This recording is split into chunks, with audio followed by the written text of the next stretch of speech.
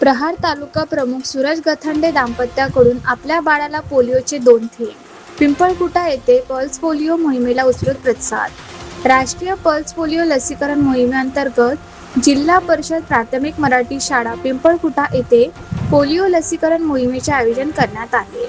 या मोहिमेत प्रहार जनशक्ती पक्षाचे तालुका प्रमुख सूरज मधुकर गथंडे व सौ अश्विनी सूरज गथंडे यांनी आपल्या बाळाला पोलिओचे 2 थेंब पाजून मोहिमेला पाठिंबा दर्शविला आणि पालकांना जनजागृतीचा संदेश दिला.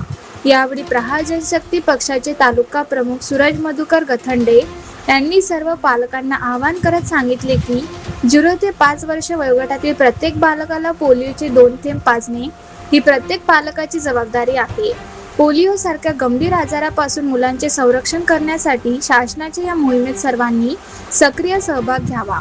प्रहार जनशक्ती पक्षाचे तालुका प्रमुख सूरज मधुकर गथंडे त्यांची पत्नी सौ अश्विनी सूरज गथंडे यांनी आपल्या बाळाला पोलिओ डोस देत इतर पालकांनी कोणत्याही गैरसमजाला बळी न पडता आपल्या मुलांना वेळेत पोलिओ लस द्यावी असे आवाहन केले. महिला आरोग्य कर्मचारी, आशा सेविका आणि आरोग्य विभागाच्या कर्मचाऱ्यांनी लसीकरण मोहीम यशस्वी करण्यासाठी विशेष परिश्रम घेतले.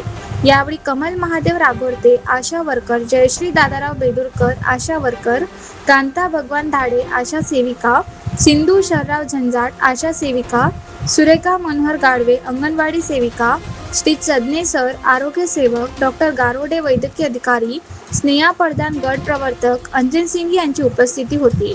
आरोग्य विभागाने सर्व पालकांना आपल्या बालकांना पोलिओचे 2 थेंब देऊन पोलिओ मुक्त भारताच्या अभियानात सहभागी होण्याचे आवाहन केले.